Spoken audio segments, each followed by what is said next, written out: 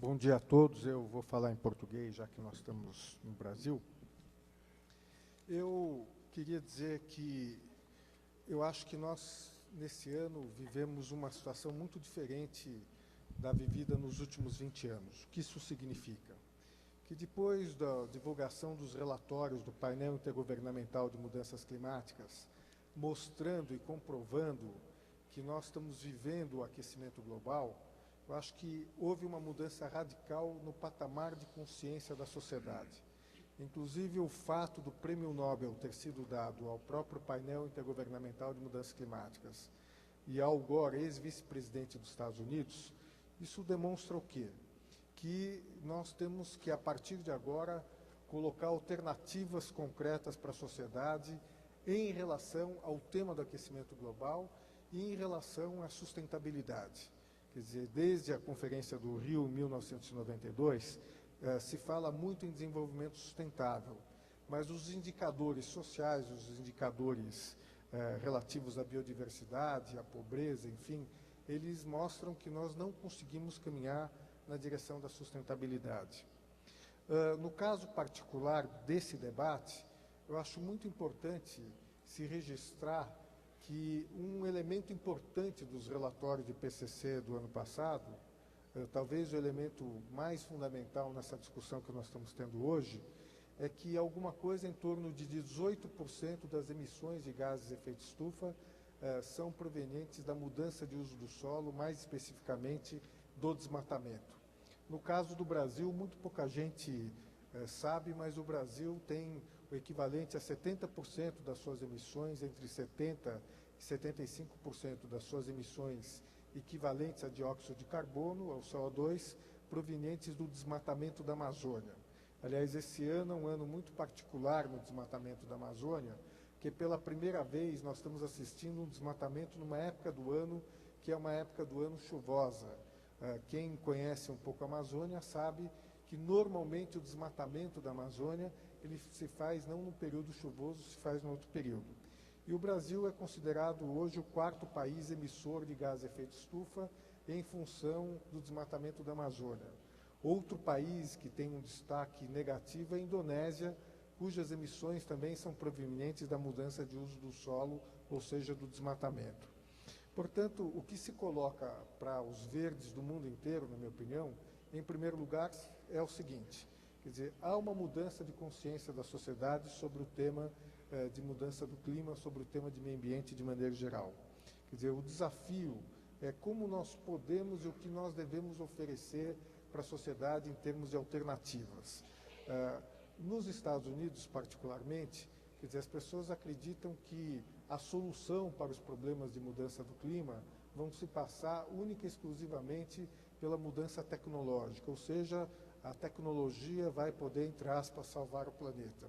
Eu diria que não. Eu acho que a mudança, em relação à mudança que tem que ser feita, é uma mudança de natureza política, inclusive porque há um déficit de modelos de governança globais. Quer dizer, agora, recentemente, nós entramos numa polêmica dos biocombustíveis versus alimentos. E essa polêmica, inclusive, atingiu muito radicalmente o Brasil, e o fato é que ela indica o quê? Ela indica que nós temos que criar novos modelos de governança, ou seja, quer dizer, a fragmentação que existe em relação às instituições e a falta de capacidade de diálogo dessas instituições é muito grande, especialmente nas Nações Unidas. O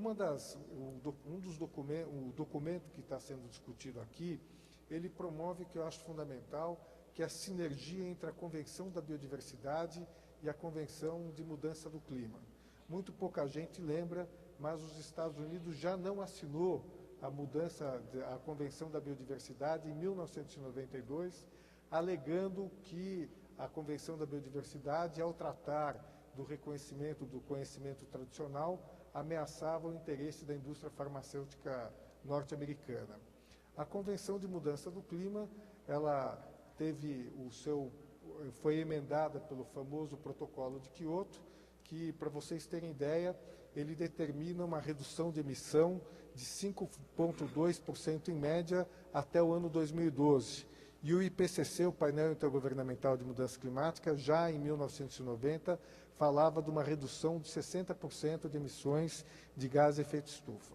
Então, o que se coloca para os verdes do mundo inteiro, e é isso que eu gostaria de colocar de uma maneira muito sintética, é o seguinte, quer dizer, não há, na minha opinião, necessidade de convencer a sociedade de que nós estamos vivendo uma crise planetária. Aliás, a diferença do ano passado em relação aos anos anteriores é que a mudança de percepção foi uma mudança basicamente da comunidade científica. Quer dizer, hoje há praticamente pouca dúvida, a não ser de alguns dissidentes, sobre o tema do aquecimento global. Quer dizer, dentro do tema do aquecimento global, obviamente que nós temos que mudar a matriz energética do país, nós temos que abrir mão do combustível fóssil, nós temos que abrir mão do petróleo. Mas nós temos também que enfrentar o tema do desmatamento, da perda da biodiversidade que foi colocada aqui nas florestas, o que isso representa. Isso só será possível, na minha opinião, se nós trabalharmos na sinergia entre a Convenção da Biodiversidade e a Convenção de Mudança do Clima. Eu, pessoalmente, acho que talvez o maior erro que nós tenhamos cometido em 1992 foi a fragmentação dos assuntos. Quer dizer, você trata da Convenção do Clima numa instância que é exatamente o Secretariado do Clima. Você trata da biodiversidade na instância da biodiversidade, você trata o tema da desertificação no âmbito da Convenção da Desertificação. Mas a comunicação entre esses secretariados, entre essas instâncias, ela é praticamente nula. Portanto, eu acho que o grande desafio dos verdes no mundo é exatamente fixar um modelo de governança global que seja amparado por modelos nacionais que permitam, inclusive, uma ação conjunta. Eu só quero encerrar, gostei muito da exposição do Peru, e dizer que, alguns anos atrás, foi feito um estudo de impacto ambiental sobre o aquecimento global no Ártico, e esse documento foi muito importante. E do ponto de vista da bacia amazônica, nós não podemos esquecer que a Amazônia é um condomínio de 9 países e que nós temos que, eventualmente, criar um modelo em que se permita estudar efetivamente qual é o impacto do aquecimento global na Amazônia e, mais do que isso, como nós podemos integrar os países da bacia amazônica. Eu estou citando o caso da Amazônia, mas eu acho que este modelo pode ser aplicado em outros biomas em que os países são condôminos. Então, para sintetizar nos 8 minutos que eu tenho, eu queria dizer, enfatizar, que nós temos um desafio muito grande e o desafio é de natureza política. Quer dizer, os verdes são os únicos que têm a capacidade de se reunir e estabelecer uma agenda global. E uma agenda global que possa se refletir nos espaços institucionais das Nações Unidas de um lado e, ao mesmo tempo, nos espaços regionais, subregionais e espaços nacionais. E é dentro dessa perspectiva que nós temos que ter uma estratégia no sentido de fato, criar uma alternativa de sustentabilidade efetiva para enfrentar o problema do aquecimento global e da perda da biodiversidade e o problema da pobreza. Muito obrigado.